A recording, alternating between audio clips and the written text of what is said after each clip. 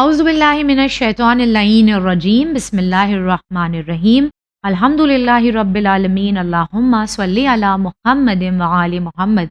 अज़ीज़ान गिरामी नाज़रीन मोहतरम सलामुन अलैकुम व रहमतुल्लाहि व बरकातुहू। खैर मक़दम है, इस्तक़बाल है आप सभी का हमारे इस प्रोग्राम मकारिमुल अख़लाक़ में। एक ऐसा प्रोग्राम जिसमें मुआशरे में हर रोज़ दम तोड़ती हुई अखलाकियात को दोबारा ज़िंदा करने की एक छोटी सी कोशिश, एक नामुकम्मल कोशिश हम कर रहे हैं। परवरदिगार आलम से दुआ गो हैं कि वो इन प्रोग्राम्स की तासीर, इन प्रोग्राम्स का असर वैसा करे जिस नीयत के साथ हम इन प्रोग्राम्स को आपके लिए लेकर आते हैं। आज जिस मौजू का इंतखाब हमने किया है वो हकीकतन हमारी ज़िंदगी में रोज़मर्रा का एक मसला है। दो मोमिनीन के दरमियान सुलह करवाना। हम में से शायद ही कोई ऐसा होगा जो अपने आसपास ऐसे किसी दो मोमिनीन को नहीं जानता है जिनमें कोई इख्तिलाफात मौजूद हों, मगर हम में से कितने ये कोशिश करते हैं कि उनकी सुलह करवा दी जाए। आइए देखें कि दीन इस्लाम का इस अमल खैर पर क्या नज़रिया है, क्या रवैया है और क्या बरक़ात परवरदिगार आलम ने उस मोमिन के लिए रखी हैं जो इस बहुत ही बाबरकत काम को अंजाम देने की कोशिश करता है। और इस गुफ्तगू में आली जनाब मौलाना कमाल अहमद खां साहब क़िबला मौजूद हैं। आइए गुफ्तगू का आगाज़ उनके इस्तक़बाल से करें। अस्सलामु अलैकुम। अलैकुम अस्सलाम व रहमतुल्लाह। अव्वलन आगा आपका बहुत बहुत शुक्रिया, अपना कीमती वक्त, अपना कीमती इल्म आप हमारे साथ बांटते हैं। खुदावंद करीम आपको बेहतरीन जज़ा से नवाज़े। मौलाना साहब, हम जब बात करते हैं दो मोमिनीन के दरमियान सुलह करवाने की, तो इससे पहले कि हम सुलह की तरफ बढ़ें, क्यों ना हम इसके जो रूट कॉज है, जो इसकी जड़ है, उस पर एक छोटी सी तमहीदी गुफ्तगू करें। आपके मुताबिक इंसान दो मोमिनीन के दरमियान जब कोई इख्तिलाफात होते हैं तो उनके रूट कॉज में, यूं कह लें कि उसकी जड़ में वो कौन सी सिफतें इंसानी है जो एक बहुत बड़ा रोल प्ले कर रही होती है। इख्तिलाफात अलग अलग मौजू पर होते हैं लेकिन उनमें कहीं ना कहीं एक कॉमन ग्राउंड ज़रूर होता है। एक ऐसी बात, एक ऐसी खसलत जो इंसान के अंदर मौजूद है जो इस मामले को बहुत पेचीदा बना देती है और इन इख्तिलाफात को बहुत बढ़ा देती है। वो कौन सी सिफत है, आप बताएं। बिस्मिल्लाहिर्रहमानिर्रहीम व बिही नस्तईन व हुवा खैरुल मुईन। देखिए, एक तो हम जो माशरे और समाज में ज़िंदगी बसर करते हैं, हम चूँकि इंसान हैं, एक समाजी ज़िंदगी गुजारते, फ़र्दी ज़िंदगी नहीं गुजारते। हमारी एक ज़िंदगी होती शायद पहाड़ों पर, शायद होती जाकर जंगलों में, सहराओं में, ये एक अलग ज़िंदगी थी। एक ज़िंदगी हमारी समाज व माशरे में, क्योंकि अल्लाह ने हमें समाज व माशरे के लिए खल्क़ किया। अब ऐसी ज़िंदगी गुजारने के लिए ज़ाहिर सी बात है हमारे पास एक हवाए नफसानी है, ख्वाहिशात नफसी, एक शैतान, एक बाहरी दुश्मन, एक दरूनी दुश्मन।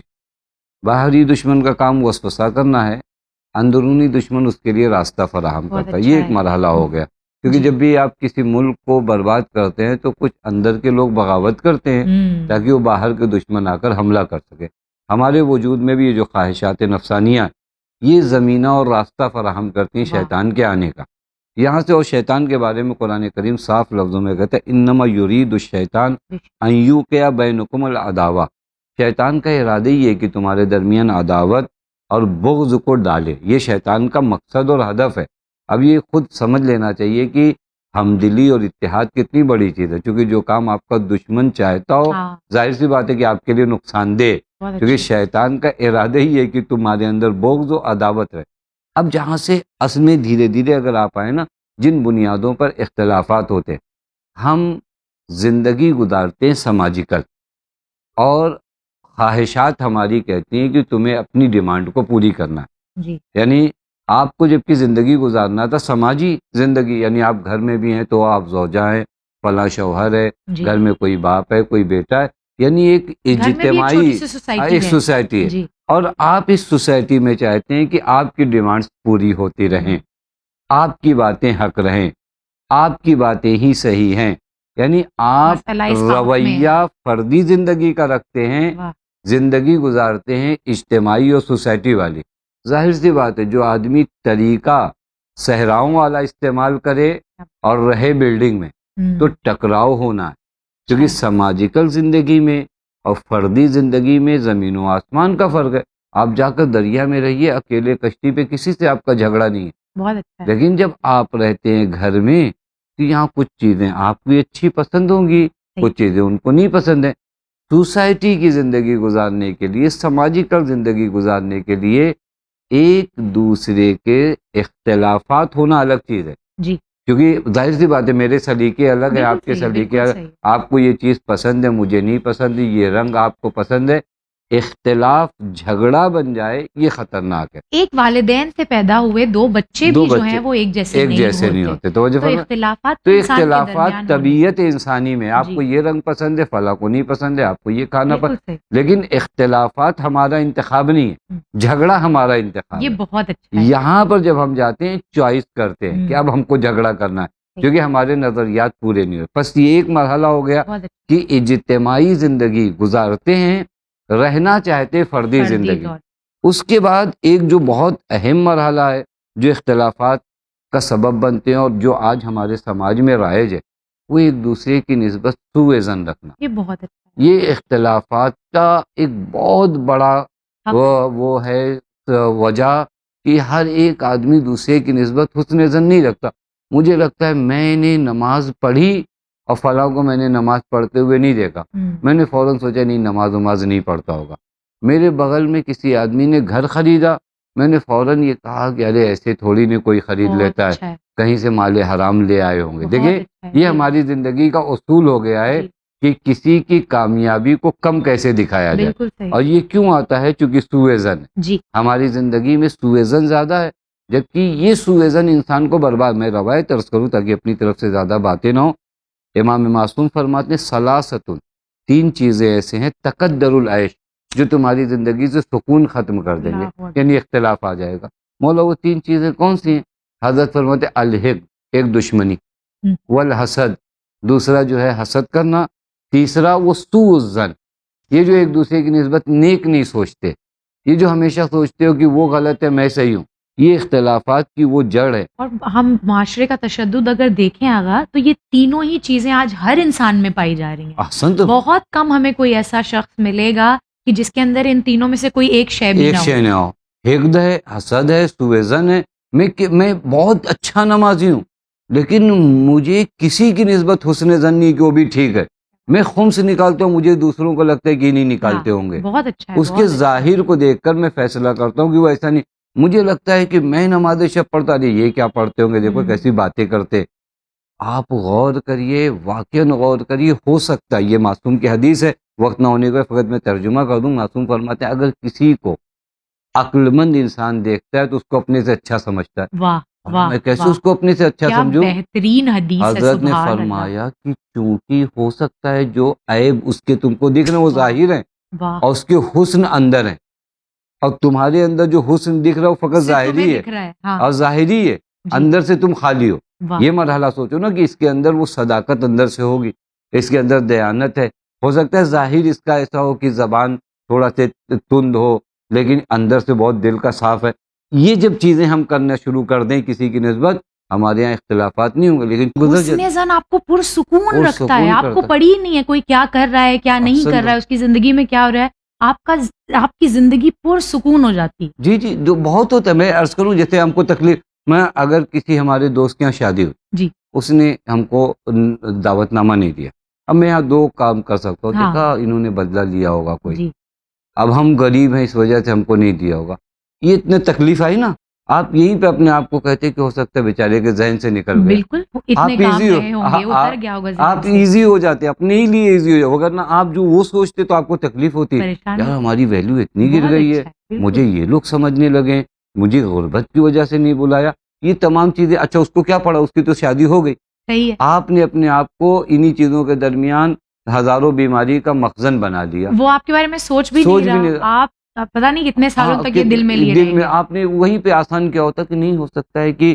اس نے فون کیا اور نہیں لگاؤ، اور بعد میں بیچارے کے ذہن سے نکل گیا ہو بہت عمدہ کیونکہ ہے، شادی کا گھر ہے، بھیڑ بھاڑ ہے، اب دیکھیے زندگی کتنی ایزی ہو جاتی ہے۔ جی، جی، بس ایک چیز سوء ظن، ہوں، ایک اور چیز عرض کروں آخری جو جھگڑے کا سبب ہے آج کے سماج کے لحاظ سے، ہم لوگوں کے اندر قوت برداشت کم ہوتی جا رہی جی، ہے، جسے بالکل صحیح، دین حلم کہتا ہے نا، تحمل، جی، یہ زندگی میں تحمل کم ہوتے ہیں تو ظاہر سی بات ہے جھگڑا، یہ آپ سڑکوں پہ بھی دیکھ سکتے ہیں، ٹرینوں پہ بھی دیکھ، یہ ایک ہر جگہ مذہب اور قوم کا بالکل نہیں ہے، صحیح ہے، آج تحمل کی طاقت لوگوں میں نہیں ہے، مطلب اگر تھوڑی دیر کے لیے سامنے والا گاڑی روک دے، بالکل ابھی یہی ہم کہنے جا رہے تھے، اتنے ہارن بجتے ہیں، کیوں؟ اور وہ ہارن بجنے کی صورت میں لامحالہ جھگڑا ہونا شروع ہے، اور جبکہ سامنے آپ کو دکھ رہا ہے کہ اس کے پاس جگہ نہیں ہے جگہ آگے نہیں گاڑی، وہ اڑا کے تو ہاں وہ نہیں لے اڑا جائے یہ گا. وہ چیزیں ہیں کہ ہمارے اندر قوت تحمل نہیں ہے، بالکل اسی کو ہمارا دین کہتا ہے حلم رکھو. جی. حضرت امید تو یہاں تک ارشاد فرماتے ہیں کہ اگر تم اندر سے حلیم نہیں ہو نا تو حلیم کے انداز کو اپناؤ، دھیرے دھیرے ہو کوشش جاؤ گے. کرو. یعنی ایسے اپنے آپ کو ظاہر کرو، ہو جی. سکتا ہے اندر سے تم کو تکلیف ہو رہی ہو، تمہارا دل چاہ رہا ہے کہ اس کا گریبان پکڑے، لیکن وہیں پر کنٹرول کرو گے. حضرت فرماتے ان لم تکن حلیما فتحلم، یعنی میں وہ ترجمہ نہیں کرنا چاہتا ہوں، یار یہ حلیم کی ایکٹنگ کرو، اچھا. تھوڑی دن ایکٹنگ کرو تاکہ وہ چیز تمہارے اندر سما جائے. جیسے ہوتا ہے نا آپ یعنی نہیں وہ ہو اندر سے، آپ کی کوالٹی نہیں ہے، لیکن جب یہ کام کرتے رہو گے دھیرے دھیرے وہ صفت آپ کے اندر کیا ہو جائے گی، جگہ بنا لے. خود حضرت فرماتے ہیں کل من تشبہ بقوم الا ان اوشک منہم، کم ہے وہ قوم جو کسی قوم کے شبیہ بنے ایک دن اس میں سے نہ بن جائے. یعنی ہم اچھائیوں میں لوگوں کے، مجھے جھوٹ اندر سے بولنے میں اچھا ہی نہیں لگتا، لیکن میں چلوں یہاں سچ بولوں، بار بار مجھے سچ بولنا کہیں سے گوارا نہیں ہے، لیکن پھر بھی میں اپنے آپ کو سچائی میں لے جاؤں، دھیرے دھیرے ایک دن میں سچا ہو جاؤں گا، عادت پڑ جاؤں گا. اور اس کو ریاکاری میں ہم نہیں نہیں یہ ریاکاری نہیں، یہ ایک تمرین ہے، یہ ایک کوشش ہے اپنے یہ آپ ایک کو پریکٹس ہے، اپنی تربیت ہے. یہ ریاکاری نہیں، یہ ایک تربیت ہے. یہ ہم بہت سی چیزیں ہوتی ہیں جہاں پر ایسا موسم نہیں ہوتا لیکن اس طرح بنایا جاتا ہے، آخرکار وہ ماحول بن جاتا ہے، انسان اس کا اسی عادی طرح ہو یہاں جاتا پر ہے. مولانا صاحب یہاں پر ایک بہت اہم سوال یہ اٹھتا ہے اور بہت جنرلی عموماً لوگوں کے ذہن میں یہ سوال آتا بھی ہے کہ دین اسلام مومن کو ایک بہت ذہین شخص کے طور پر دیکھتا ہے کہ ایک مومن جو ہے وہ بہت عاقل ہوتا ہے، بہت سمجھداری سے فیصلے لینے والا شخص ہوتا ہے. تو جب دو لوگوں کے درمیان اختلاف ہوا ہے اور ہم جانتے ہیں، ہم یہ تصور کرتے ہیں کہ یہ اڈلٹ ہیں، یہ بڑے لوگ ہیں، ایک سمجھدار زندگی گزارتے ہیں، اپنی زندگی کے فیصلے لینے کا انہیں پورا حق ہے. اگر یہ کسی سے دوستی کرتے ہیں تو سوچ سمجھ کے، اگر کسی سے دوستی توڑتے ہیں تو سوچ سمجھ کے. دین اسلام نے اس میں ہمیں انٹرفیئر کرنے کا حکم کیوں دیا ہے؟ اللہ نے اس معاملے کو ان کے اوپر کیوں نہیں چھوڑا کہ وہ بڑے لوگ ہیں، سمجھدار ہیں، وہ خود فیصلہ کر سکتے ہیں کس سے بات کرنی ہے، کس سے نہیں بات کرنی ہے. ایک تیسرے شخص کو اس کی زندگی میں انٹرفیئر کرنے اور مداخلت کرنے کا حکم دین اسلام کیوں دیتا ہے؟ دیکھیے یہ بھی بہت اہم چیز ہے. ایک تو سب سے پہلی چیز چونکہ صلح و آشتی ایک سماج کے لیے مفید ہے، یعنی ایک سماج میں اگر صلح و آشتی نہ ہو تو وہ سماج بکھر جائے گا. یعنی میرے گھر سے آپ دو دیواروں میں سے دو اینٹیں نکال کے نہیں کہہ سکتے دو اینٹیں گئی ہیں، نہیں، وہ میری پوری دیوار کے لیے خطرہ ہے. کیونکہ ہم ایک سماجیکل لوگ ہیں، ہمارے ہاں ہر اینٹ ایک معنی رکھتی ہے. ایک مومن دوسرے اینٹ کو، آپ نے دیکھا اینٹ آپس میں ایک دوسرے کو پکڑ کے کس طرح رکھتے ہیں، کیونکہ یہ دیوار یہ عمارت مضبوط ہو.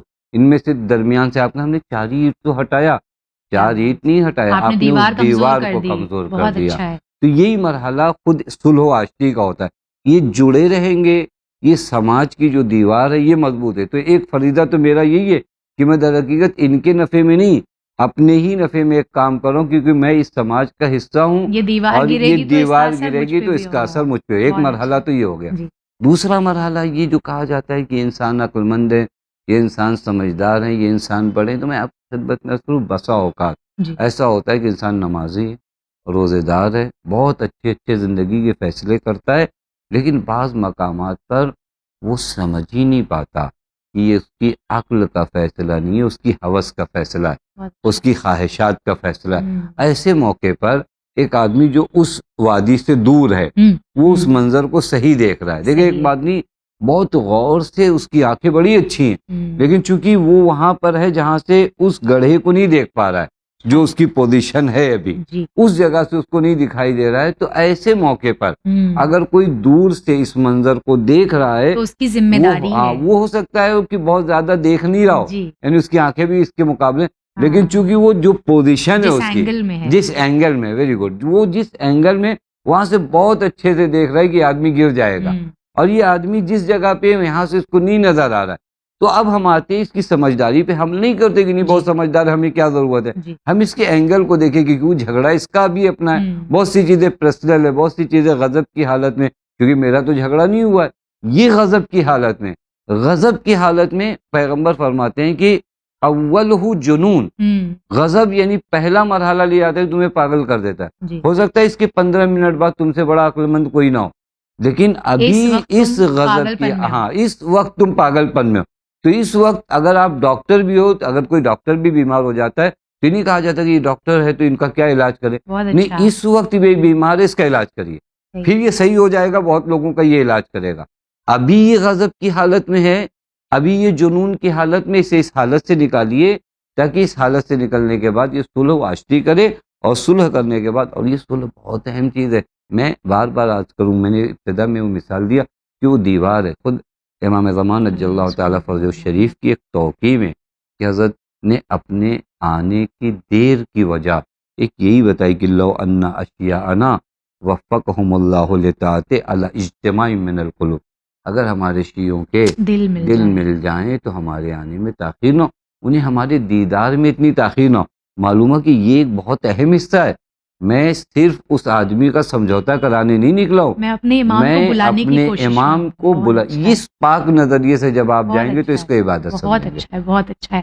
اگر لیکن دیکھیے انسانی کردار جو ہے، انسان کا نیچر جو ہے، اللہ نے بڑا مشکل بنایا ہے. اتنا آسان نہیں ہے جتنی آسانی سے ہم اس پر بات کرتے ہیں. اب اگر اس موضوع پر ہم بات کریں، دو مومنین میں صلح کروانا، بعض دفعہ دو مومنین میں جن میں اختلاف ہوا ہے، ان میں سے ایک شخص ایسا ہوتا ہے کہ جس کی فطرت میں ہی برائی ہے، جس کی فطرت میں ہی یہ ہے کہ وہ رشتوں کو نہیں نبھا سکتا، جس کی فطرت میں یہ ہے کہ وہ جس کے ساتھ بھی ہے اس سے اس کی لڑائی ہوگی، جھگڑا ہوگا. وہی سوئے زن والی بات ہوتی جی ہے، جی کیونکہ وہ خود جیسا ہوتا ہے، وہ اسی نظریے سے دنیا کو دیکھ رہا ہوتا ہے، تو اس کے لیے کوئی نیک ہے ہی نہیں. وہ ہر کسی سے لڑنا، جھگڑنا، انہیں پست دکھانا، ذلیل کرنا، اپنے آپ کو ان سے بہتر سمجھنا، یہ اس کی فطرت میں ہے. ایسے شخص سے اگر میں، جو دوسرا مومن ہے، اس بیچارے کی صلح کروا دوں یہ سوچ کر کہ امام کے آنے میں آسانی ہو جائے گی اور معاشرے کے لیے بہتر ہے، ہم صلح کروا دیں ان دونوں کی، کل وہ بیچارہ مومن پھر اس کے ہاتھوں اگر ذلیل ہوتا ہے، کیا ہم پشیمان نہیں ہوں گے اس مومن کے آگے کہ اگر آپ نے یہ صلح نہ کروائی ہوتی آج ہم دوبارہ ذلیل نہ ہو رہے ہوتے؟ جی، واقعی یہ بھی بہت ایک سماج کا بہت بڑا حصہ ہوتا ہے کہ بعض لوگ واقعی فطرتاً لڑائی جھگڑا ان کی عادت میں ہو جاتا ہے، کسی کی بھی نسبت ان کو حسن زن نہیں ہوتا. ان کی آپ 1000 مرتبہ صلح کر رہی ہے، یہ 1000 مرتبہ جھگڑا کرتے. یہاں پر ایک بیچ کا راستہ اپنایا جی جاتا ہے، وہ یہ کہ دیکھیے ہم دو لوگ آپس میں دشمنی کیے ہوئے ہیں، ہم ان دونوں کے درمیان تھوڑا سے فاصلے رکھ سکتے ہیں. جیسے پہلے ہماری جو دوستیاں تھی، ہم 10 گھنٹہ 12 گھنٹہ ساتھ بیٹھتے تھے. اب ہم کو پتہ ہے کہ یہ دوستی پھر دوبارہ ہوگی، پھر میں ذلیل ہوں گا. صحیح، بالکل. لیکن یہ جو دوری ہوئی ہے نا، یہ طریقہ نہیں. میں آپ کی خدمت میں خود قرآن کریم سے مثال پیش کروں. قرآن کہتا ہے کہ بعض عورتیں ہیں جن کے ساتھ آدمی نہیں رہ سکتے، یعنی چاہ کے بھی کتنی بھی سسٹم ہو، یا وہ عورت اس مرد کو کسی بھی عنوان سے وہ برداشت. قرآن کہتا ہے اب جب تم طلاق دے رہے ہو تو کس انداز میں تھا، یعنی جدا ہو رہے ہو تو کس انداز میں جدا ہو رہے، ایک دوسرے پر 1000 تہمتیں لگا کر، ایک دوسرے پر 1000 الزام لگا کر، ایک دوسرے کی شخصیت کو مجروح کر کے، یہ تو انداز نہیں ہوا. اب اگر جدا بھی ہو رہے ہو تو عاقلانہ انداز میں جدا ہو، یعنی جدائیگی کے بھی اپنے حسن ہیں. نہ یہ کہ جدائی کا انداز یہ کہ میں جہاں بیٹھوں میں آپ کی برائی کروں، وہ جہاں بیٹھیں، یہ دو گھر والے جہاں آپس میں ملیں، وہ لڑکوں والے کی برائی، یہ لڑکیوں والے کی برائی. یہ جدا ہونے کا وہ انداز نہیں ہے جو دین چاہ رہا ہے. یہاں پر بھی اگر میں آؤں اور دیکھوں کہ واقعی ان لوگوں کے درمیان کسی نسبت بھی سن، بس ان کے کچھ دشمنیاں اور بغض جو ان کے دلوں میں وہ کم کرا دیا جائے. لیکن یہ کہ یہ آپس میں پھر ویسے ہو جائے اور نہیں ہونے کا امکان ہے، تو پھر اگر اس سے زیادہ نقصان ہے بعض اوقات تو وہاں پر یہ اقدام کرنے کی ضرورت نہیں. لیکن اس کے جو بغض اور حسد و دشمنی، یہ نہیں ٹھیک ہے. آپ دو آدمی ایک ساتھ جب جاتے ہو لڑتے ہو تو آپ ایک ساتھ مت جاؤ، آپ ایک ساتھ مت، لیکن اس کا معنی یہ نہیں کہ آپ ایک دوسرے کے دشمن ہو جاؤ. آپ دونوں ایک ساتھ جب پارٹنرشپ میں بزنس کرتے ہو، لا محالہ کسی کو کسی کے اوپر بھروسہ نہیں، آپ بزنس ایک ساتھ مت کریے. لیکن آپ مسجد میں یہ کہ مصافحہ کرنے کی جب باری آئی تو آپ ان سے ہٹا لیے ہاتھ وہاں. دیکھیں بعض چیزوں کو کنٹرول کر کے ہم اپنے ان اختلافات کو ختم، ہم یہ کرتے ہیں کہ جب رہیں گے تو ہم بزنس میں بھی ساتھ رہیں گے، ہم پھر ہو سکتا ہے اتنے ساتھ ہیں. تو اس طرح کے لوگوں کا کام اسی طرح کیا جاتا ہے کہ بعض وہ مواقع ہیں جیسے وہ بیمار ہے تو تم کھڑے ہو جاؤ، وہ جو ہے پریشان حال ہے تو تم کھڑے ہو جاؤ. لیکن یہ ضرورت نہیں کہ ان کے ساتھ 10 گھنٹہ یہاں جاؤ 12 گھنٹہ جاؤ، اس طرح کیا جا سکتا. بہت اچھا ہے، حالانکہ یہ بھی محال ہوتا ہے کچھ لوگوں کے ساتھ. بہرحال اللہ ہم سب کو توفیق دے. آغا، یہ جو نیک عمل ہے دو مومنین کے درمیان صلح کروانے کا، ہم بعض دفعہ الحمدللہ ہماری مجلسوں کو خدا سلامت رکھے اور ہمارے علماء کو سلامت رکھے، ہم اپنے ممبروں سے بھی بعض دفعہ اس کے فضائل اور خدا نے کتنی برکتیں اس میں رکھی ہیں اس کو سنتے رہتے ہیں. لیکن کیونکہ ہمارا موضوع یہی ہے تو میں چاہوں گی کہ آپ تھوڑا سا تفصیل میں انشاءاللہ بیان کریں کہ جب کوئی دو مومنین کے درمیان صلح کرواتا ہے جو بہت آسان نہیں ہے، اللہ نے کیا برکتیں اس کے لیے اس کی زندگی میں رکھی ہیں، آخرت میں اس کے لیے کیا تحائف رکھے. دیکھیے چونکہ عمل آسان نہیں ہے تو جزا بھی بہت زیادہ ہے. یعنی اگر آپ غور کریں کبھی لگتا ہے کہ ان کو ہم 1 سال سے صلح کرا رہے ہیں، لیکن آپ اس کے عمل کے جب نتیجے کبھی کبھی ہوتا ہے ایک بوجھ بہت بھاری ہوتا ہے، لیکن جب آپ کو اس کی اجرت بتائی جاتی ہے تو وہ بوجھ ہلکا لگنے لگتا بہت ہے. اچھا ہے. اگر آپ کو 100 کلو دیا جائے کہ آپ کو اس بلڈنگ پہ لے جانا ہے، لیکن جب آپ کو یہ اجرت کا پیسہ بتایا جائے کہ آپ کو 1,000 روپیہ ملے گا تو آپ کہتے ہیں 3 مرتبہ بھی چلے گا، ہم 25-25 کلو 30-30 کلو، کیونکہ اجرت زیادہ ہے. جی لہٰذا یہ جو لوگوں کے درمیان صلح کرانے کے ثواب ہیں، حضرت علی علیہ السلام ایک مقام پر فرماتے اصلاح ذات البین، دو لوگوں کے درمیان صلح کرانا افضل من عامت الصلاۃ والصیام، اللہ تمام مستحب نماز و روزے سے افضل ہے. اب آپ غور کر سکتے ہیں، یعنی مستحب نماز و روزے کتنے ویلیو رکھتے ہیں. واجبات سے زیادہ ثواب ہے بعض دفعہ. اب وہاں پر حضرت فرماتے ہیں یہ دو لوگوں کے درمیان صلح کرانا، ہم کو لگے گا ہم نے ٹائم خراب کیا ان کے پاس، ہم مسجد میں گئے ہوتے تو اب تک یہ نافلہ پڑھے ہوتے. حضرت امیر فرماتے نہیں، وہ نافلے سے زیادہ ثواب تمہارے لیے یہاں پر بہت ہے. اچھا ہے. پھر ایک مقام پر پیغمبر اکرم فرماتے ہیں صدقات بہت ہیں، علم کا اپنا صدقہ ہے، فلاں کا اپنا صدقہ ہے. پیغمبر فرماتے ہیں ان افضل الصدقہ اصلاح ذات البین، سبحان بہترین صدقہ جو تم دے سکتے ہو دو لوگوں کے درمیان صلح کرانا. واہ. بس دیکھیں پھر ایک روایت میں ہے امام موسیٰ کاظم علیہ السلام ارشاد فرماتے طوبیٰ للمصلحین بین الناس اولئک هم المقربون یوم القیامہ. حضرت فرماتے ہیں قابل مبارکباد ہیں وہ لوگ، یہ معصوم کی زبان ہے، قابل مبارکباد ہیں وہ لوگ جو لوگوں کے درمیان صلح کراتے. مولا کیوں؟ کہ اولئک هم المقربون یوم القیامہ، یہی وہ مقربین ہیں قیامت کے دن. سبحان توجہ فرمائیں، یعنی قرآن کہہ رہا ہے، وہ معصوم فرما رہے ہیں یہ قرآن میں جو مقربین آیا ہے یہ وہی لوگ ہیں جو لوگوں کے درجہ. پس مقرب کا درجہ قیامت، جہاں لوگوں کے حالات بڑے خراب ہیں، اس قیامت کے دن یہ صلح آپ کو مقربین میں قرار دے گی. بس اس کی جزا دیکھیں، حتیٰ امام حسین علیہ السلام ایک روایت میں ارشاد فرماتے ہیں ایم اثنین جرا بینہما کلام فطلب احدہما رضا اللہ الاخر کانا سابقہ الی الجنہ. یہ بھی بہت حسین روایت ہے، کیونکہ ہم کبھی کبھار صلح دوسروں کے درمیان کراتے، ایک مطلب میں خود بڑھوں نہیں صلح کرنے کے لیے. یہ بھی غور ہے، میرا بھی کسی سے جھگڑا ہے. اس روایت میں حضرت جو اجرت بتاتے کہتے دو لوگوں کے درمیان کسی بات کو لے کر گفتگو ہوئی. اب ہمارے یہاں معاملہ اٹکتا ہے کہ پہلے وہ فون کریں، یہ کہیں گے کہ پہلے وہ فون کریں، میں ان کے گھر نہیں جاؤں گا جب تک وہ نہیں آتے میرے گھر. حضرت جو اس حدیث میں فرماتے ہیں جو پہلے آئے گا وہ جنت میں پہلے جائے گا. یعنی ان دو لوگوں میں سے سابق الی الجنہ کون ہے؟ دنیا والے بتا تم گرنا مت، یہ دنیا کا کنسپٹ ہے، تو آپ کو گرنے کی ضرورت نہیں، آپ کیوں جائیں گے ان کے ہاں. امام حسین علیہ السلام فرما رہے ہیں آج اگر تم اس کے گھر پہلے گئے تو کل جنت میں بھی تم اس سے پہلے جاؤ گے. بس یہ صلح واقعا ایک روایت حضرت امیری سے کہ یہ بھی بول رہی حسین روایت ہے، دیکھیں اس کے اجر کیا. حضرت من اصلح بین الناس اصلح اللہ بینہ و بین العباد فی الآخرہ. ہم و آپ سب لوگ دوسروں کے حقوق پامال کیے ہیں، ایسا ہے بھی نہیں کہ میں کہہ سکوں کہ میں نے کسی کا حق نہیں پامال کیا. جانے انجانے میں بہت سے لوگوں کے حقوق پامال ہوئے، قیامت میں روک دیا جائے گا کہ صاحب ان کا حق ادا کریے تو آپ جائیے. اب قیامت میں ان کا کیسے حق ادا کروں گا؟ میرا 5,000 بھی دینا ہو تو وہ 5,000 میرے جیب میں کہاں ہے؟ حتی کفن میں تو جیب بھی نہیں ہے، تو میں لا کر کہاں سے دوں گا؟ روایت کہتی اگر تم نے دنیا میں دو لوگوں کے درمیان صلح کرایا تھا تو خدا تمہارا اس بندے سے صلح کرائے گا. اب یہ آپ غور کریں خدا کیسے صلح کرائے گا؟ خدا اس بندے کو اتنا اجر دے دے گا کہ وہ راضی ہو جائے گا. یہ کتنے امپورٹنٹ وہ مرحلے ہیں جو ہم کو صلح کی عبادت سے ملتا ہے. ایک روایت پیغمبر اکرم فرماتے ہیں من مشا فی صلح بین اثنین، عجب روایت ہے، اگر کوئی اپنے گھر سے نکلے دو لوگوں کو صلح کرانے کے لیے تو صلی علیہ ملائکۃ اللہ، اللہ کے ملائکہ اس پہ درود بھیجتے ہیں حتی یرجع، جب تک لوٹ کر نہیں آتا. یعنی ہم کو لگتا ہے نا بیکار گئے، ہم اتنا ٹائم ویسٹ کیا اور اس ٹریفک میں ہم گئے نہیں جب تک لوٹ کر نہیں آتے ملائکۃ اللہ پر درود بھیجتے ہیں وَأُوتِيَ أَجْرَ لَيْلَةِ الْقَدْرِ، اللہ اور اس انسان کو شب قدر کا ثواب ملتا ہے. کیا بات. بس یہ عبادت بہت اہم عبادت ہے، لہٰذا اس کے اجر بھی بہت زیادہ. یعنی اللہ نے اپنی طرف سے کوئی کسر نہیں چھوڑی ہے. تمام حجت جو کہتے ہیں یقیناً وہ تو ایسا پلان کرتا ہے چیزوں کو کہ انسان سوچ بھی نہیں سکتا ہے. ایسے خوبصورت فوائد اس میں رکھ دیے کہ جو انسان یہ سوچتا ہے کہ ارے ہم کیوں کسی کے احسن معاملے تو میں ہمیں پڑے، وہ گھاٹا نہ کوشش لگے. کرے گا. بالکل آغا، بہت بہت شکریہ آپ کا. پروردگار عالم ہم سبھی کو توفیق دے کہ ہم اپنے معاملات کو اپنے مومن برادران کے ساتھ جو ہے وہ بہتر کر سکیں. الہی. بہت بہت شکریہ آغا.